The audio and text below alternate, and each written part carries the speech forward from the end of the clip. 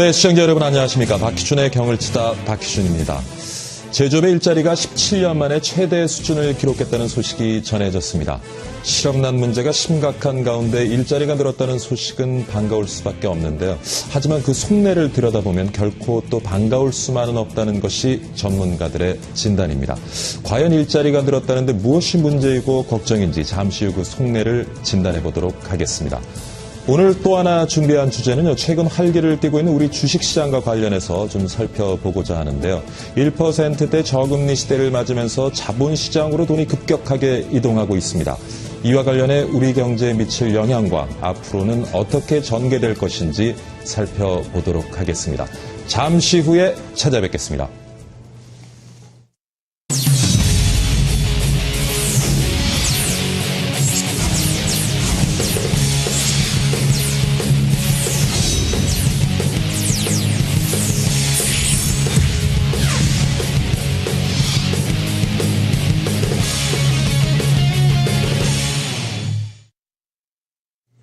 제조업에도 봄이 온 걸까요? 제조업 일자리가 32개월째 늘고 있는데요. 1997년 외환위기 이후 최대 수준이라고 합니다. 지난 2월 제조업 취업자는 작년 같은 달보다 15만 9천 명 늘어난 443만 3천 명으로 집계가 됐습니다. 현행 한국표준산업분류에 따라 통계를 낸 2004년 이래로 가장 많은 수치인데요.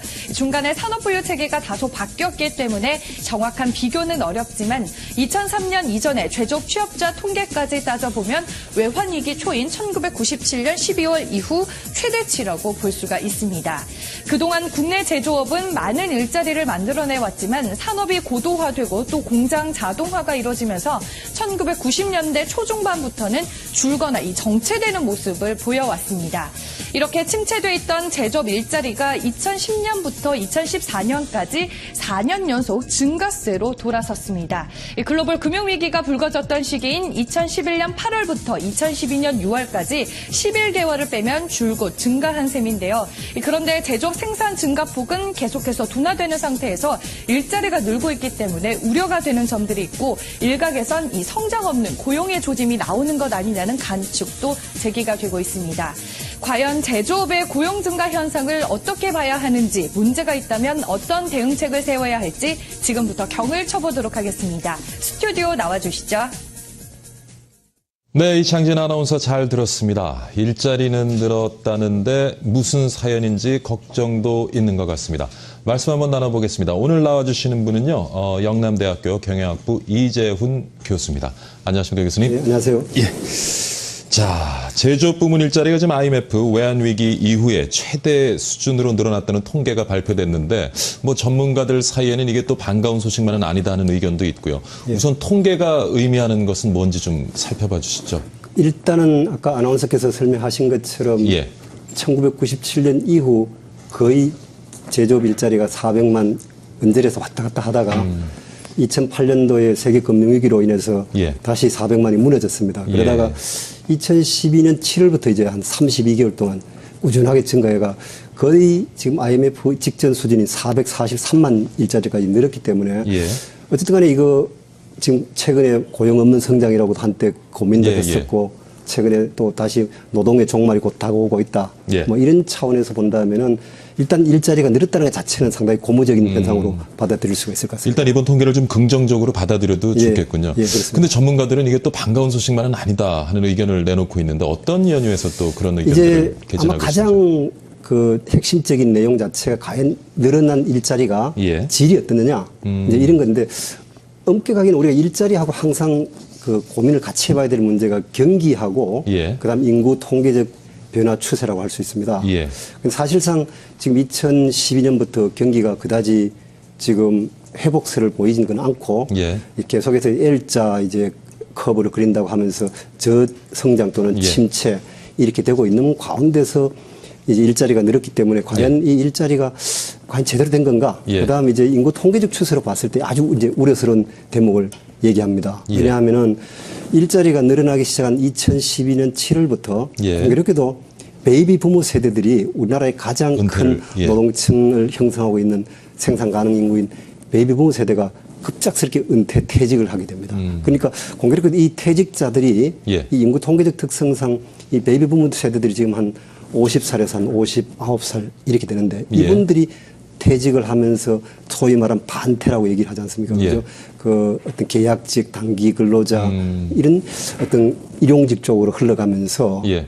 일자리가 늘어난 것이 아닌가 하는 게 가장 우려스럽고 예. 그다음 또 지난 3년 동안 공교롭게도 외국인 근로자가 약 지금 36만에서 한 42만 정도로 늘었기 때문에 예. 전체 제조업 취업자 수의 한 10%를 외국인이 점하고 있습니다. 예. 그다음 한 가지는 이제 단기간 근로 계약자가 많이 늘었다는 거하고 마지막으로 우려스러운 것이 임금 증가율은 오히려 아주 둔화 또는 마이너스 정도가 될 정도로 임금이 증가하지 않았다는 게 가장 이제 비관적으로 보는. 그러니까 양질의 일자리가 같습니다. 많이 늘지 않았다는 예. 것. 일자리가 늘었음에도 불구하고 국민들의 소득은 그렇습니다. 늘고 예, 있지 그게 가장 않다는 이제 것. 부정적으로 보는 분들의 견해 같습니다. 지금 소득 말씀도 하셨는데요. 예. 그래서 전문가들이 이제 지적을 하는 것이 사실 성장, 고용 같이 가야 되는 문제인데 예. 성장, 뭐 고용은 일부 지금 제조업에서 늘고 있지만은 성장은 여전히 지금 정체되어 있고 앞으로 뭐 성장 없는 고용 이건 또 다른 문제를 또 이야기할 수 있겠는데요. 그 부분을 그렇습니다. 또 지적을 하시더라고요. 가장 이제 우려스러운 것이 2012년도 1.7, 그 전해 2011년까지는 이제 세계 금융위기를 극복하면서 예. 성장률이 한 6%까지 올라갔는데요. 예, 예. 2012년도부터 한 1.7%, 작년도에는 거의 성장을 못했다고 할 정도로 0.1% 성장에 머물러 버렸습니다. 예. 근데 결과적으로 성장 없이 고용이 늘었다는 것은 예. 쉽게 말하면은 생산성 없이 일자리만 늘었기 때문에 예. 임금이 줄어들어가 노동의 일자리 자체가 열악한 일자리밖에 생기지 않았다는 걸 반증해 기존의 준 일자리를 쪼개서 나눠 가졌다는 그렇게밖에 이제 얘기겠군요. 아니면 예. 이제 일자리 자체가 아주 임금이 낮은 단기 계약직 근로자라고 할 수밖에 없을 것 같습니다. 참 문제인 것 같은데 그렇다면 좀 양질의 일자리를 많이 창출해서 예. 최근 많은 논의가 있는 그 우리 국민들의 소득 좀 증가시키기 위해서는 어떤 방안이 좀 필요하다고 보시는지요? 아무래도 그 양질의 일자리를 누리기 위해서는 가장 중요한 거는 전 세계적으로 보더라도 예. 궁극적으로 제조업 일자리가 가장 그나마 좀 3D 업종도 많고 하지만 제조업 예. 일자리가 그래도 가장 일자리를 누린 데는 기여를 한 것 같습니다. 제조업이. 그래서 예. 어떻게 하면 이제 앞으로 현재 정체 상태에 빠져 있는 제조업을 고성장 또는 고부가치 제조업으로 바꿀 것인가 하는 예. 것은 최근에 3D 프린터를 활용한 제조업의 어떤 새로운 신산업 분야 창출 예. 아니면 가장 이제 일반적으로 얘기하는 것이 기계금속 산업 자체의 전자를 예. 통해가 메카트로닉스 산업으로 갔다든지 예. 아니면 뭐 일반적으로 지금 현재 박근혜 대통령 정부에서 얘기하고 있는 창조 경제를 얘기할 때 기존 기계 산업, 금속, 바이오 산업에다 ICT를 융합한다든지 뭐 이런 식으로 예. 해서 이제 고부가치화를 이제 노리는 것이 아마 가장 괜찮은 일자리를 만들어내는 것 같고요. 그다음 이제 우리가 또 비즈니스 이제 서비스 섹터인데요. 예. 과연 이제 제조업을 지원하는 서비스. 예. 이제 우리가 서비스업이라고 했을 때 일반적인 서비스는 음식, 숙박, 도매업 이거는 거의 참 부가가치가 낮고 그렇죠. 거의 아주 그 낮은 일자리에 질이 낮은 일자리이기 때문에 우리가 가장 지금 기대하는 것은 어떻게 예. 하면은 제조 기반 서비스업을 어떻게 하면 증대시킬 것인가. 예. 이걸 이제 흔히 우리가 지식 집약적 산업이라고 하는데 예. 우리 일반적으로 자꾸 지식 집약적 서비스 산업이라 할 때 금융, 컨설팅, 뭐 보험 이런 제3섹터에서의 예. 얘기를 하는데 사실 그건 아주 일부분이거든요. 예. 그 우리나라 같이 제조업 기반이 아주 강한 나라는 예. 어떻게든 간에 독일 모델이나 스위스 모델처럼 예. 제조 기반 서비스를 어떻게 강화시킬 것인가. 제가 봤을 때 이게 가장 급선무가 아닌가 하는 생각이 듭니다. 그러니까 최근에도 한국의 산업 구조를 보면 이제 제조업에서 서비스업 비중이 점점 이제 늘어가고 있는 추세인데 말씀하신 것처럼 어떤 양질의 서비스업보다는 영세 자영업자들의 분포가 좀 더 많아지는 것 같아요. 그러다 보니까 전반적으로 어떤 일자리 창출이라든가 소득 증대 여기에 막 지속적인 지금 문제가 제기되고 있는 것 같은데 지금 말씀은 이제 서비스업과 제조업 어차피 우리는 제조업의 기반을 가지고 있기 때문에 서비스업과 제조업이 좀 융합해서 어떤 부가가치를 만들어내는 산업을 예, 그렇습니다. 육성해야 된다 지식 말씀이시죠. 기반 제조 서비스라고 얘기를 할 수 있을 것 같습니다. 예. 그 부분에 조금 우리가 초점을 둬야 되겠다. 최근 와서 교수님, 청년 실업 문제도 참 심각한 것 같습니다. 어떻게 보시는지요?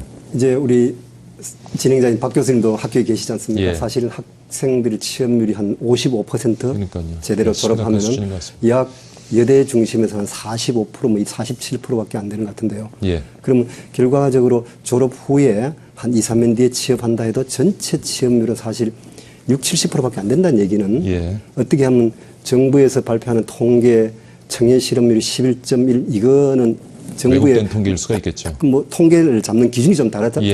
그런데요. 우리 일반 국민들이 느끼기에는 한 청년 실업 한 25%, 한 30%는 충분히 되지 않느냐. 이런 문제이기 때문에. 그러니까 대학을 졸업하면 3명 중에 1명은 지금 예, 실업 그런, 상태에 예, 놓인다는 예, 거죠. 그런 문제이기 때문에 사실 정부에서도 이 문제는 가장 생산력이 왕성한 이 세대가 예. 일자리를 못 잡았을 때 문제는 우리나라 생산성 증대에도 악영향을 미칠 것이고 그다음 세대 간에도 갈등 문제가 또 발생하고 그렇죠. 여러 가지 또 사회 문제를 결국 또 기성세대로 원망하게 예, 되고 세대 간의 갈등을 유발시킬 사회적인 수가 문제를 있겠죠. 유발시킬 예. 가능성이 많기 때문에 어떻게든 이 청년 실업 문제를 해소를 해야 되는데요. 이게 워낙 복합적이고 이제 구조적인 문제입니다, 사실은. 근데 교수님, 예. 그러니까 대학생들은 직장을 못 구하고요. 근데 대기업에는 또 중소기업 얘기를 들어보면 예. 일할 사람을 또 구하지 못한다는 문제가 있고요. 여기도 좀 문제가 있지 않습니까? 이제 가장 중요한 것이 이제 예. 구조적인 문제인데요. 이걸 이제 우리나라 청년 실업 구조적인 문제 첫 번째 요인이 대학을 너무 많이 갔다는 거. 그게 그러니까 문제죠. 이게 공급 과잉이 일어났다는 거. 지금 진학률이 몇 퍼센트 정도? 아직까지 한 67%, 68% 거의 70% 육박을 예, 하는군요. 한때는 80%를 넘은 적이 있었으니까 예, 예. 거의 뭐 교육 망국노이라고 할 정도로 얘기가 나왔었는데요. 어쨌든 간에 지금 최근에 진학률이 좀 낮아지는 것은 국가 역량을 키우는 측면에서는 조금 부정적인 대목이 있는데 예. 일단 인력의 공급 과잉 문제는 좀 해소하지 않을 수 있다는 생각이 들고요. 예. 그다음 구조적인 문제로 이제 대기업과 중소기업의 임금 격차 아니면 일자리의 질의 문제, 예. 그다음 또 그 우리 단기 계약직하고 정규직 간의 문제 이런 예. 이제 구조적인 문제가 상존해 있고 예. 그다음에 마지막 문제는 청년층하고 이제 장년층하고의 일자리 같은 문제 이런 구조적인 문제가 내재되어 있기 때문에 이 참 쉬운 문제가 아닌 것 같습니다. 그러니까 단기적인 접근보다는 좀 장기적인 접근에서 구조적인 문제를 해결하지 않고서는 예, 그렇습니다. 영원한 숙제로 남을 수가 있겠고. 예. 자, 그렇다면 교수님 말씀하신 대로 좀 고용 창출, 양질의 일자리를 많이 만들어낼 수 있는 그런 고부가가치 경제 구조 어떻게 보시고 또 어떻게 또 우리가 좀 만들어 가야 될지 좀 설명을 아마 부탁드리겠습니다. 고부가치 먼저 이제 구조로 가기 위해서는 기업들의 예. 생산성을 증대시키는 수밖에 없는데요. 그렇죠. 그래야만이 수익이 나와야만이 예, 예. 급여를 임금을 많이 줄 거 아닙니까? 예. 그러려면은 궁극적으로 제가 봐서는 미국의 최근에 제조업 르네상스라고 얘기하는 걸 예. 봤을 때 두 가지가 가장 큰 요인을 미치는 것 같아요. 첫째, 정부에서는 어떻게 하면 기업들이 일하기 좋은 환경을 만들어 줄 것인가. 예. 이걸 요즘 전문 용어로 기업 생태계를 어떻게 조성할 것인가. 예, 그런데 예. 기업 생태계라는 것은 궁극적으로 뭐 다르게 복잡하게 볼 것 없이 기업들이 일했을 때 보다 가치가 높여줄 수 있는 환경을 기업 생태계라고 하는데요. 이 정부가 해줄 수 있는 방법은 이제 규제 완화를 규제 완화요. 통해서 할 수 있을 것 같고요. 아직도 좀 완화되어야 네, 될 아직도 불필요한 규제들이 규제 참 많이 있죠. 특히 서비스업 쪽에 예, 예. 아까 제조 기반 서비스업 쪽도 예. 그렇고 규제가 상당히 많은 것 같고요.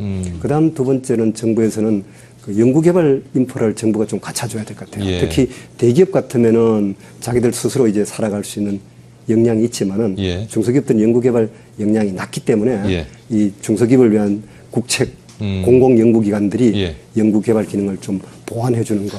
근데 교수님, 우리나라의 그 정부의 연구개발비 지원액을 보면 적은 수준은 아니거든요. 거의 OECD 국가 중에서 늘 상위 수준인데도 불구하고. 비율로는 지금 상당히 상위 수준으로 그렇죠. 나오고 있죠. 예, 나오고 예. 있는데 가장 문제가 이제 연구 결과 자체가 과연 이게 지금 우리가 소위 말해서 아웃풋 중심으로 가버리기 때문에 예. 아웃카운 중심이 아니었다는 겁니다. 그래서 좀 기업들이나 실질적으로 필요한 예. 현장에서 필요한 연구 결과가 좀 나왔어야 되는데 그 논문을 위한 위주, 예, 아니면 연구를 맞습니다. 위한 연구 쪽으로 갖는 거 아닌가 예. 하는 것이 가장 우려스러운 대목이고요. 이런 이제 기업 생태계 조성은 못지않게 중요한 것이 우리 진행하신 박 교수님도 그렇고 저도 학교에 있지만 예. 가장 문제가 학교에서 공부하는 인력이 과연 기업이 현장에서 필요한 인력인가 이게 참 문제인 것 같아요. 그래서 미국이 최근에 이제 왜 제조업들이 리쇼어링 미국으로 회귀하는가 예. 이걸 봤더니만은 미국 대학들이 가장 기본적인 소위 말하는 스템 교육에 충실하더라는 겁니다. 사이언스, 테크놀로지, 엔지니어링, 매스매틱스 이래가지고 제조업 현장에서 필요한 기본 교육에 아주 충실했다는 거죠. 예. 근데 우리나라 교육 시스템을 보면 조금 문제가 있는 것 같아요. 너무 그 어렵고 예. 아주 고도화된 교육을 가르치다 보니까 오히려 기본기가 약해지는 기본기가 그런... 약한 것이 아닌가 예. 생각하기 때문에 제가 생각에는 고부가치 제조업을 육성시키기 위해서는 이 두 가지가 예. 선행돼야 된다고 생각합니다. 예. 이번에 이제 제조업에서 일자리가 늘어나는 것에 대해서 전문가들이 여러 가지 이제 우려도 하지만은 일각에서는 뭐 그래도 우리 제조업 구조 조정이 어느 정도 진행이 되어졌기 때문에 나타나는 지금 긍정적인 신호로 해석해야 할 것이다라는 의견도 있거든요. 그 부분은 어떻게 보십니까? 그 문제에 관련돼서 일각에서 그런 주장이 있는 건 저도 공감을 합니다. 특히 아까 3D 프린터로 활용한 신기술 기반 신제조업의 등장이라든가 아니면 로봇 산업 등장 뭐 이런 것들이 있을 수 있고요. 그다음 또한 외국에 핵에 나갔던 기업들이 국내로 다시 유턴하는 이유도 어떻게 보면은 외국의 인건비가 상승되고 뭐 여러 가지 제약 조건이 많다 보니까 결국은 우리 한국의 그 인력 자체의 질은 상당히 좋지 않습니까? 그래서 이쪽 회귀하는 것 등등을 볼 때 상당히 지난 이제 IMF를 거치면서 그다음 2008년도 세계 금융 위기를 거치면서 상당히 제조업이 구조조정이 일단은 됐다. 고 보는데 문제는 제조업 성장세가 작년 같은 경우 0.1%라는 건 거의 성장을 못했다는 거거든요. 그렇죠. 그렇기 때문에 이것을 구조조정의 마무리로 인한 긍정적인 측면보다는 오히려 제가 봐서는 부정적인 측면이 더 많지 않을까 하는 그런 생각이 듭니다. 그러니까 아직도 좀 구조조정이 더 필요하다고 보시는 것이고요. 그렇습니다. 또 한편은 뭐 계속 교수님 지적을 하셨지만 이제 제조업이라는 것이 서비스업과도 연계되면서 그 영역을 이제 점점 확장시켜 나간단 말이죠. 그래서 이전에 제조업을 보던 기준이 지금은 좀 달라졌기 때문에 사실 그것으로부터 좀 왜곡된 통계일 수도 있다라는 또 의견도 있습니다. 그렇죠. 제조업 자체가 이제 외연 자체가 되게 확대돼 가고 있습니다. 확대돼 가고 있기 때문에 과거처럼 서비스업하고 제조업하고 경계가 이제 불분명한 부분이 있고 특히 제가 보기에는 우리나라가 정말 강점을 가진 것은 이 제조업 분야인데요. 한때 2008년도 금융위기가 오기 전에 선진국형 산업구조는 제조업이 한 15% 내지 17%, 서비스업이 한 70% 이렇게 했는데 미국하고 유럽의 EU 국가들이 금융위기를 닥치고 보니까 결국에는 제조업이구나. 이 제조업으로 다시 역량을 집중시키고 있는데 우리나라는 제조업이 전체 산업구조에서 30%를 넘게 차지하고 있기 때문에 지금 현재 산업구조는 아주 양화되고 볼 수가 있습니다. 또 한편에 반대 입장에서 말이죠. 그 노동시장의 공급 입장에서 보면은 한국 노동력 굉장히 한국 사회 노령화가 빠르게 진행되면서 조만간에 좀 노동력 공급에 있어서 양질 노동력의 충분한 공급에 있어서도 문제가 발생할 것이다라는 또 지적도 있거든요. 그 부분은 어떻게 보십니까? 이제 그게 아주 가장 밀집하게 맞물려 있는 문제가 출산율 저하 문제 아닙니까? 그래서 일단은 출산율을 높이는 것은 20년 이상이 걸리는 문제이기 때문에 그걸 가지고 지금 얘기하기는 조금 상당히 어려운 문제고요. 가장 우리가 시급히 생산성 높은 인력을 확보할 수 있는 방법은 아무래도 지금 현재 퇴직자들이 손끝이나 이런 몸에 익은 기술 역량들이 있지 않습니까? 이분들 어떻게 하면은 역량 강화를 시킬 것인가 하는 것이 제가 봐 가장 시급한 문제였고요. 왜냐하면 이분들이 과거와 달리 엄청나게 건강하단 말입니다. 그래서 70까지 일하는데 문제가 없기 때문에 이분들의 직업 훈련을 좀 강화시켜 준 것이 중요하고 그다음 또 우리나라의 가장 한계점으로 지적됐던 것이 어떻게 보면은 너무 동질적이다는 거. 그 외국인 근로자들이 최근에 많이 오고 있기 때문에 이 외국인 근로자들의 활용을 통한 다양성의 증대. 그다음 또한 우리 조선족이라든지 한국인 우리 같은 민족의 사람들을 어떻게 하면 우리가 끌어들일 것인가 뭐 이런 등등의 노력들이 여러 가지 방안들이 좀 종합적으로 접근이 돼야 되겠군요. 자, 오늘 앞으로 어떻게 좀 우리가 양질의 일자리를 많이 만들어낼 수 있을지 영남대학교 경영학부 이재훈 교수와 함께 깊은 고민 같이 한번 해봤습니다. 교수 오늘 많이 배웠습니다. 감사합니다. 네, 지금 현재 시각 1시 19분 지나고 있는데요. 이 시각 증시 어떻게 움직이고 있는지 시황센터 연결해서 좀 살펴보고 가겠습니다. 시황센터 나와주십시오. 네, 여러분은 지금 박희준의 경을 치다 함께하고 계십니다. 자, 경을 치는 도중에 현재 1시 구간의 증시 현황 좀 살펴보고 넘어가도록 하겠습니다. 코스피, 코스닥 양시장 모두 화랑세를 보이고 있고요. 굉장히 좋은 흐름을 보이고 있는데요. 코스피가 오늘 장 초반에 좀 약세를 보이긴 했습니다만 다시 상승 반전에 성공을 해서 빨간불 켜고 있습니다. 0.15% 오른 2143.14포인트 나타내고 있고요. 2140선마저 돌파를 했습니다. 이 힘은 외국인에서부터 나왔는데요. 수급 현황 이어 살펴보시죠. 외국인이 8거래일 연속 바이코리아를 외치고 있습니다.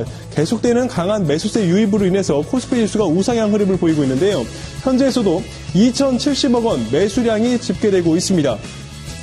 반면에 이제 기관이 연일 펀드 환매 물량을 던지면서 지수에 좀 부담을 주고 있으나 이 펀드 환매 물량 좀 어느 정도 소진이 된 것으로 보이죠? 현재는 1,412억 원 매도 우위를 나타내고 있고요. 개인이 721억 원을 팔아치우면서 차익 실현에 나서고 있습니다. 코스닥 시장 상황을 좀 살펴보도록 하겠습니다. 코스닥은 7년 3개월 만에 700선 돌파했습니다. 보시는 바와 같이 0.92% 오른 704.72포인트 나타내고 있습니다. 자, 700포인트가 넘어서면서 좀 코스닥 버블 논란이 나오고 있는데 상승 여력은 충분하다라는 것이 전문가분들의 의견이고요. 수급 현황 살펴보도록 하겠습니다. 코스닥 시장에서는 개인하고 외국인이 동반 매수에 나서면서 코스닥 시장을 강하게 상승 견인하고 있습니다. 각각 665억 원, 191억 원 동반 매수를 나타내고 있고 외국인만이 793억 원 나홀로 팔자세를 보이고 있습니다. 코스피 코스닥 양시장 전부 시장 분위기를 좀 살펴봤는데요. 종목 현황 살펴보도록 하겠습니다. 먼저 유가증권 시장으로 가보시죠. 삼성전자가 1%대 미끄럼을 보이고 있는데요. 1.83% 내리고 있습니다. 145만 원대 거래되고 있습니다. 이 거래일째 좀 조정세를 보이고 있고요. 앞으로의 흐름을 좀 지켜봐야 되겠습니다만 갤럭시 S6 엣지에 대한 기대감은 여전하기 때문에 삼성전자에 대한 주가 흐름 좀 체크해볼 필요가 있겠고요.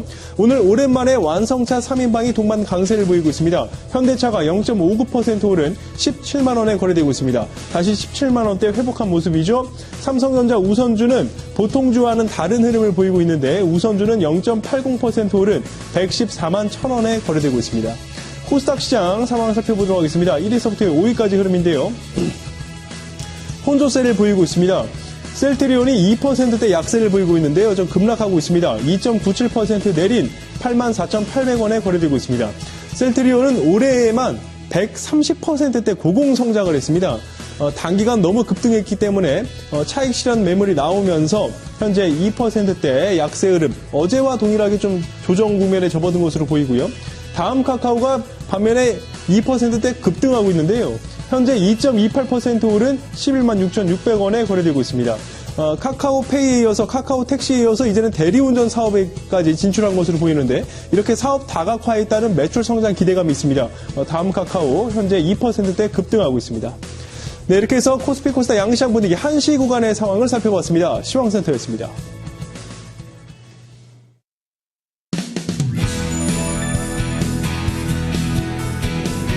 아침 사과는 금. 하루에 사과 하나리면 의사가 필요 없다고도 하죠. 하지만 매일 아침 요 사과 한 개씩 챙겨 먹기란 쉽지 않습니다. 그렇다면 매일 아침 이 사과즙 한 봉씩 어떠세요? 제철 사과를 수확해 통째로 갈아 만든 생사과즙, 자연즙과 사과즙입니다. 사과 원래의 맛과 향을 그대로 위생적인 포장에 담아 안전하고 간편하게 즐길 수 있는데요. 맛은 기본, 보관도 간편, 그리고 가격도 착합니다. 120ml 50팩 한 상자 가격이 3만 원. 자연즙가에서만 살 수 있는 타격가 3만 원에 백설공주 돌고 갈 사과즙 50팩을 드립니다. 좋다. 지금 전화 주세요.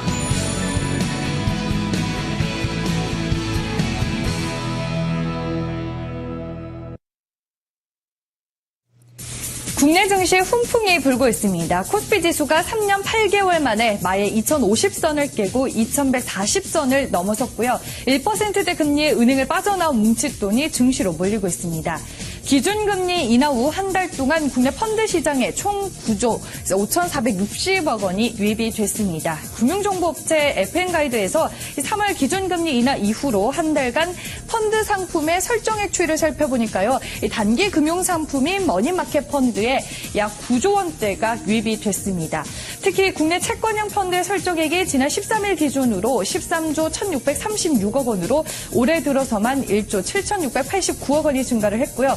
지난해 동기간과 비교를 했을 때 1년 사이에 무려 3조 9,994억 원이 증가를 했습니다.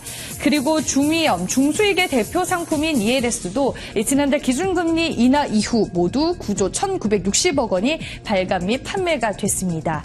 기준금리 1% 호재를 만난 국내 증시가 모처럼 탄력을 받고 있는데요.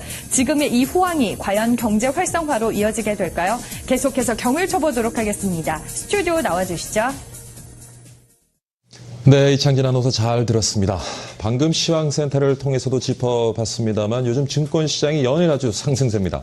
자본시장 활성화라는 정부의 의도가 먹혀들고 있는 것인지 과연 이 분위기를 어떻게 또 우리가 진단하고 대응해봐야 될지 오늘 한번 고민해보도록 하겠습니다. 이 자리에 나와주신 분은요, 서울시립대학교 경영학부 윤창현 교수입니다. 어서 오십시오, 교수님. 네, 안녕하십니까. 예. 교수님 나오시니까 아주 그냥 스튜디오가. 고맙습니다. 목소리 좋으십니다. 고맙습니다. 자, 1%대 저금리 영향으로 이제 은행을 빠져나온 시중의 자금들이 증시로 몰리고 있는데, 어떻게 보면 좀 자연스러운 현상이기도 하겠습니다만은 그 자금이 몰리는 좀 속도에 좀 문제가 있지 않나 싶은데, 교수님은 어떤 시각에서 지금 보시는지요? 좀 그 코스피를 박스피라고 불렀었죠. 오랫동안 쉬었습니다. 그런데 이제 그 유럽 쪽에서 이제 양적 완화가 진행되고 그 유럽 쪽에서 돈이 풀리기 시작하고 그 돈들이 좀 한국으로 오고 있는 그런 조짐이고 또 미국의 금리 인상이 조금 지연이 되고 있고 그리고 우리나라 주가가 좀 다른 나라에 비해서 좀 저평가된 것 같다라고 하는 뭐 그런 흐름들이 생기면서 일종의 이제 유동성 장세인데요. 이거를 갖다가 일종의 인플레이션 같은 걸로 보시면 될 것 같아요. 돈이 많아지면 물건 값이 오르죠. 주식 시장으로 이제 인플레이션이 생기고 있는 거죠. 주식 시장에서. 그래서 돈이 그쪽으로 몰려가서 주식의 가치가 올라가는데 그 가치가 올라가는 것이 이제 기본적으로 돈이 그쪽으로 몰리면서 집값이 오르듯이 주식값이 오르는 그런 그 일종의 국지적 인플레이션으로 볼 수 있는 것이 아니냐.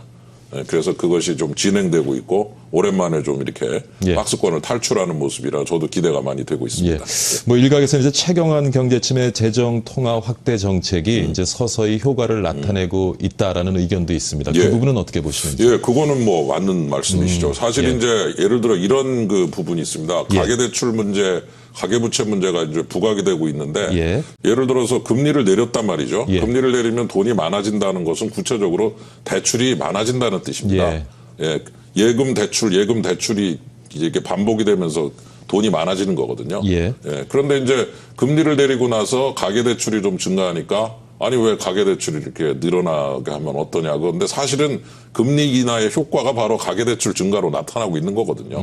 기업대출도 좀 증가하지만 마찬가지로 금리 인하를 통해서 유동성이 좀 풍부해지면 그것이 이제 주식시장으로도 갈 수 있고 자금시장으로도 가서 다양한 형태로 돈이 도는 거기 때문에 지금 말씀하신 대로 현 정부의 그런 정책의 어떤 한 형태의 효과가 지금 주식시장의 인플레이션으로 나타나고 있는 이제 그런 모습이다 이렇게 볼 수가 있겠죠. 교수님 일단 기대감을 가지시고 좀 긍정적으로 바라보시는군요. 일단은 좀 돈이 돈다는 뜻이기 때문에 돈이 돈다는 거는 참 좋은 거죠.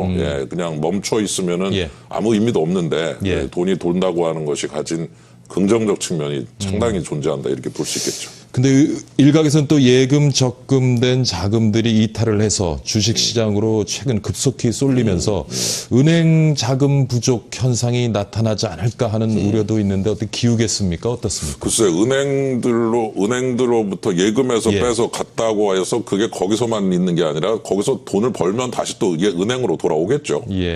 돈 벌면 또 은행에다 예금할 거 아닙니까? 그렇기 때문에 돈이 지금 종로에서 저 마포대교 건너서 여의도로 들어가고 있는데 한쪽으로만 흐르는 건 아니죠. 그쪽에서 번 돈들은 다시 또 마포대교 건너서 종로 쪽으로 올 수 있는 거죠. 그렇기 때문에 긍정적인 신호로 긍정적 신호로 해석하는 것이 더 바람직하다 이렇게 보여집니다. 그래서 말씀하신 것처럼 지금 최근 와서는 이제 주식시장 투자 때문인지 뭐 대출, 가계 대출이 좀 늘어나고 있는 편이고요.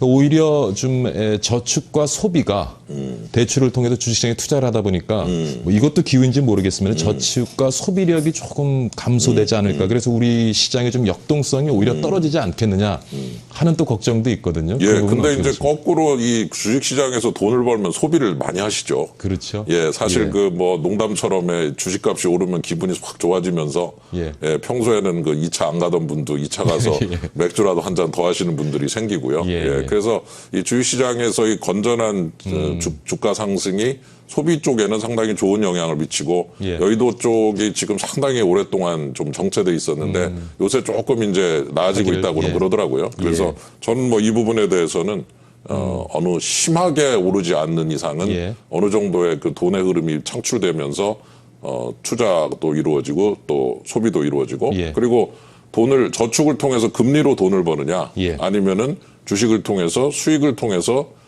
자신의 자금을 증식시키느냐 그거는 뭐 판단을 하기 나름이기 때문에 예. 결국 그 투자자의 돈이 증식이 되고 불어나면은 그 자체는 좋은 그런 결과로 이어질 수 있다 이렇게 볼 수 있겠습니다.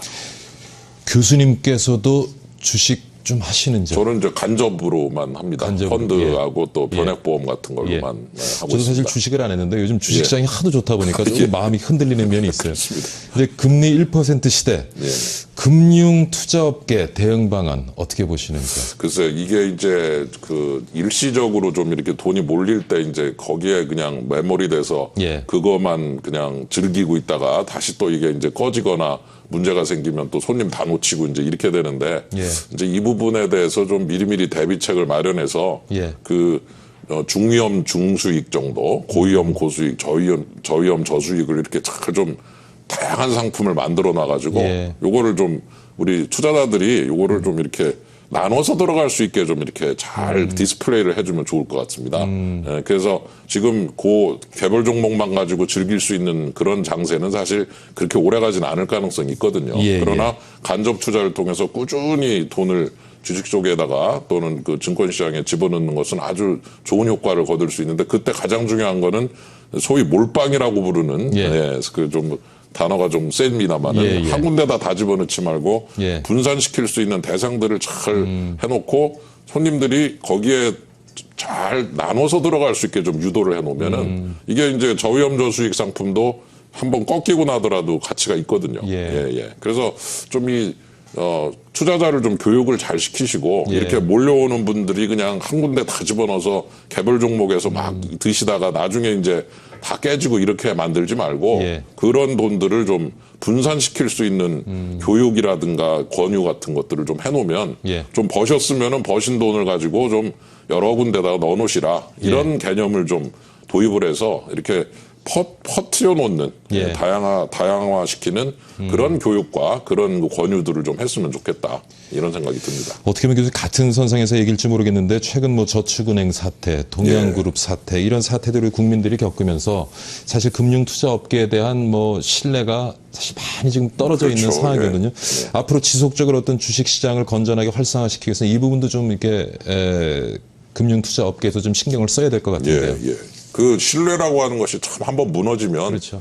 정말 만드는 데 다시 시간 걸려도. 만드는 데 정말 오래 걸립니다. 예. 그야말로 계단처럼 올라갔다가 예. 엘리베이터 타고 내려오듯이 그렇죠. 겨우 조금 신뢰가 생겼다가 그냥 한 번에 무너지는 것이 예. 이 금융에 대한 신뢰 문제인데 사실 이제 이렇게 이익을 내도록 도와드린다라고 하는 개념이 가장 중요한 거거든요. 예. 사실은 뭐 여성에 대해서 뭐 예쁘면 다 용서된다 이런 뭐 농담도 있습니다만은 투자자도 그렇지 않습니까? 이익을 내면 다 용서되는 거죠. 예. 어떻게 보면. 그러나 그 이익이 계속될 수는 없기 때문에 그 손해가 날 수 있고 위험도가 높아지는 장세에서도 견딜 수 있도록 미리 이거를 다 배분을 해놔야 된다는 얘기거든요. 그래서 이 고객의 자산 배분이라는 개념을 아주 신경을 써서 잘 될 때 미리 깔아놓으면은 안 될 때도 그분을 안 놓칠 수가 있는데 예. 그 잘 될 때만 그냥 확 받아들였다가 그냥 그대로 안 될 때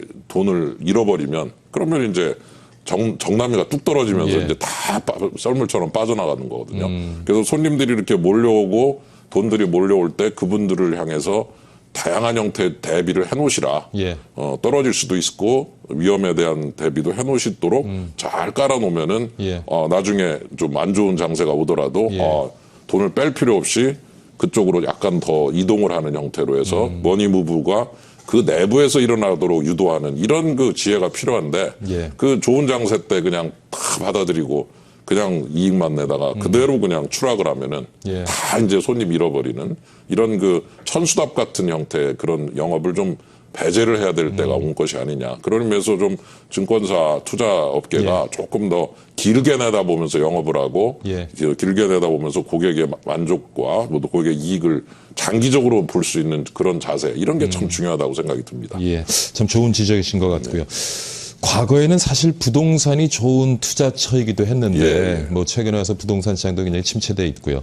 그다음 아무래도 이제 금리가 뭐 1%대로 떨어지다 보니까 주식 시장에 대한 투자 그렇죠. 매력적일 수밖에 없는데 선진국과 비교해 보면 또 여전히 우리 국민들의 금융 자산 비중은 좀 낮은 편이고요. 그렇습니다. 이런 저금리 시대의 투자 전략, 예. 주식 시장이 뭐 좋은 하나의 선택은 될 수가 있겠죠. 그렇죠. 그 어디든지 사실 오랫동안 예를 들어 삼성전자 같은 경우에 뭐 농담처럼 하는 얘기지만 98년 외환위기 때 3만 원이었거든요. 그렇죠. 지금 150만 원이니까 50배가 됐거든요.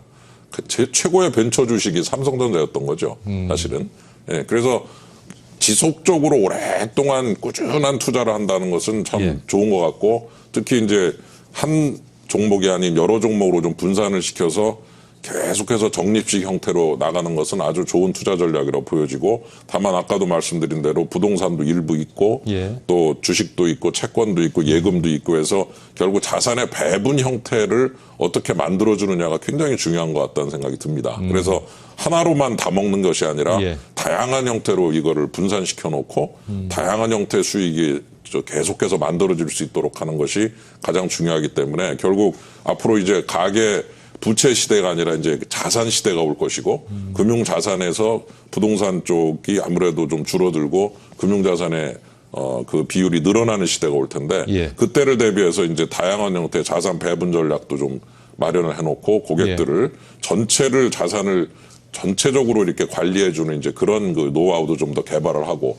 고객들도 당장 어떤 이익을 조금 더 많이 내겠다 이게 아니라 장기적으로 보고 노후 준비도 하고 다양한 형태로 이거를 분산시켜 놓자. 이런 좀 약간 그 거북이 같이 토끼 같이 뛰지 말고 거북이 같이 한 걸음 한 걸음 가는 형태의 투자가 이루어지면은 업계도 잘 되고 또 고객도 너무 조바심 내지 말고 꾸준한 이익을 낼 수 있는 방법 이런 것들을 개발해야 되기 때문에 앞으로 이제 자산 관리 시대에 1% 금리대에서 자산관리 시대에서 이 배분의 문제가 굉장히 중요해지는 시대가 올 거고 그 배분을 어떻게 잘하느냐 하는 노하우를 좀 제공을 할수록 또 업계도 상당히 기회가 많이 생긴다 이렇게 볼 수 있겠죠.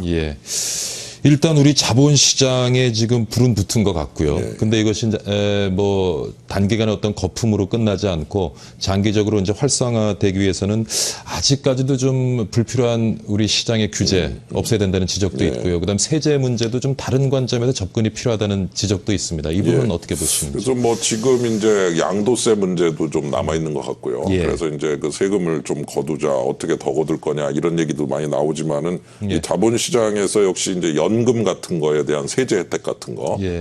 그래서 예를 들어 이제 그 연금 같은 거를 좀 더 많이 들 수 있도록 좀 도와준다든가 또는 뭐 양도세 문제에 대해서 조금 더 우리가 좀 연기를 좀 한다든가 천천히 좀 접근을 하는 방법이라든가 또는 이제 파생 쪽에다가 굉장히 많이 규제를 해놨어요. 선물이나 옵션 쪽에. 근데 선물 옵션하고 이 현물 주식하고 연계된 투자 같은 거는 사실은 굉장히 그 도움이 많이 되고 안전한 투자가 많거든요. 근데 파생 자체를 그냥 하나만 하는 형태에 대한 규제를 하다 보니까 파생 시장을 굉장히 묶어놨습니다. 그걸 조금 풀어놔서 주로 파생 시장에서 파생과 현물의 연계 투자에 대해서는 좀 완화를 시킬 필요가 있는 것이 아니냐. 그래서 예를 들어 우정사업본부 같은 경우에 거래세가 면제됐다가 이제 그거를 거래세를 좀 더 올리게 되니까 결국 이제 이 투자 자체가 확 줄어버려가지고 차익 거래가 굉장히 타격을 받았거든요. 현물, 선물, 연계 투자. 연계 투자에 대해서는 조금 좀 완화를 시켜서 이게 잘 그 스무스하게 돌아갈 수 있도록 도와주는 이런 완화책도 좀 필요하지 않는가 그런 생각이 듭니다. 최근에 이제 증시가 활성화되고 있는 원인 중에 하나가 이제 외인 투자자들이 들면서 외국 자본들이 유입되는 것도 하나의 원인이 될 수 있겠는데 우리 투자자들도 이제 국내 시장만 좀 볼 것이 아니라 좀 글로벌 시장을 넓게 볼 필요가 있지 않을까 싶은데. 예, 그렇습니다. 그 일본 같은 경우에 뭐 해외 투자 엄청나게 하고요. 예. 그리고 무역은 적자가 나는데 경상수지가 흑자가 납니다. 해외에다가 투자하는 데 대한 배당이나 예. 소득이 들어와줘가지고 그래서 일종의 이제 소득 국가가 아니라 자산 국가가 되는 거죠.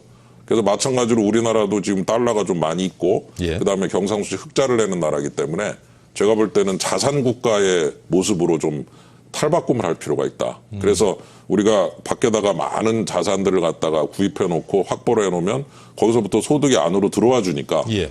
거기에서부터 비록 그 내부에서는 소득이 좀 덜 발생하더라도 해외에서 발생한 소득으로 그거를 좀 또 예. 이게 영어로 하면은 그 이제 옵셋 그야말로 이거를 보충시킬 수 있는 여지 이런 것들이 있다는 거죠. 예, 그래서 제가 볼 때는 자산 국가 모델을 가지고 좀 이렇게 밖에 있는 자산들을 많이 매집을 하는 형태를 통해서 우리나라 외부에서 발생하는 수익을 우리 걸로 만드는 일종의 경제 영토의 확대죠. 예, 그래서 그런 의미에서 세제도 조금 개편도 해줘야 되고 예를 들어 해외 투자하면은 배당 수익하고 자본 이득을 모두 과세를 해버립니다. 우리나라 내부에서는 자본 이익은 과세를 안 하거든요. 예, 그런 식으로 이제 조금 불리하게 돼 있는 세대도 한번 좀 손을 보고 그래서 우리나라의 비록 영토는 작지만 해외에 있는 자산을 매입할 수 있도록 하는 데 있어서 국가가 나서는 부분하고 개인들이 좀 여유 자산을 해외에다가 분포시킬 수 있는 그런 여지 이런 것들은 우리나라 전체로 볼 때 굉장히 이득이 될 수 있는 여지가 있어서 자산 국가의 모델을 좀 우리가 한번 잘 생각해 볼 필요가 있다 이런 생각이 듭니다. 근데 교수님 개인 투자자 입장에서 직접적으로 또 해외 투자하기는 또 쉽지 않은 부분이 있고요. 그러다 보니까 이제 금융 투자 업체들이 많이 이제 그렇죠. 통해서 간접적으로 하는 경우가 있는데 우리 금융 투자 업계의 어떤 그 역량 어떻게 보십니까? 글쎄 이제 많이 좋아졌다고 좀 보고요. 다만 이제 그 해외 투자에 있어서는 해외 파트너를 잘 잡으면 되죠. 자기가 직접 할 수도 있겠고 일부는.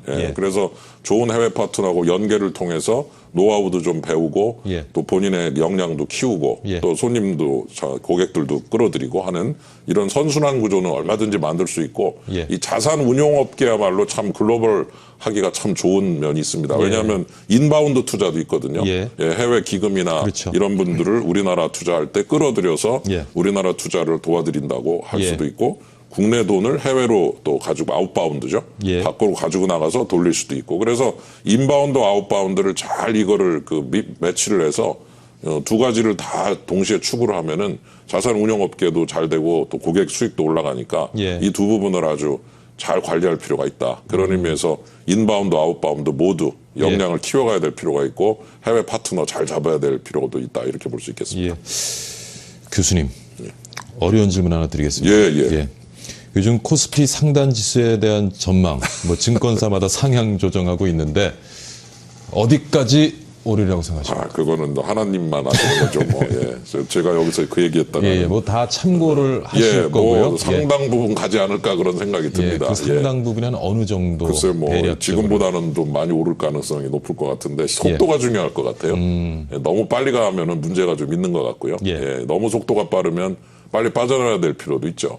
왜냐하면 금방 엘리베이터 타고 내려올 수도 있거든요. 계단으로 올라가는데 천천히 올라가고 꾸준한 그런 상승이 이어지는 그 기조를 좀 잘 봐야 될 필요가 있다.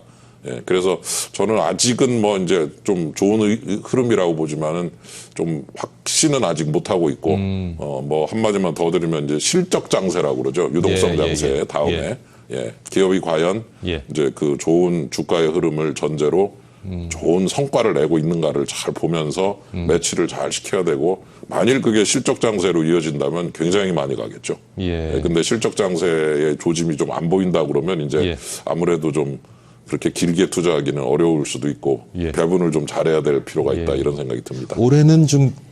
올해를 놓고 보면 어떻습니까? 그렇죠. 올해는 이제 역시 뭐 글로벌 그 자금의 흐름에 영향을 지금 받고 있기 때문에 미국의 금리 인상이라고 하는 또 미국으로의 자금의 이동이라고 하는 그 자금의 이동에 있어서 어떤 역전이 일어날 수 있는 그 상황, 그게 제일 중요한 것 같아요. 그래서 글로벌 자금의 역전 현상이 좀 일어난다 그러면 잠깐 쉬는 것도 방법일 것 같고, 그 흐름이 그대로 좀 유지가 된다고 하면 지금 우리나라도 같이 갈 거고, 이제 그 흐름에 역전이 생기면 한번 확 그냥 돈의 흐름이 이제 뒤바뀌면서 한번 흔들릴 테니까 미국을 좀 잘 쳐다보고 있어야 될 필요는 있다. 미국을 쳐다보자. 미국을 쳐다보고 유럽을 쳐다봐야 되고 우리나라 내부만 보면 안 된다 이런 생각이 좀 듭니다.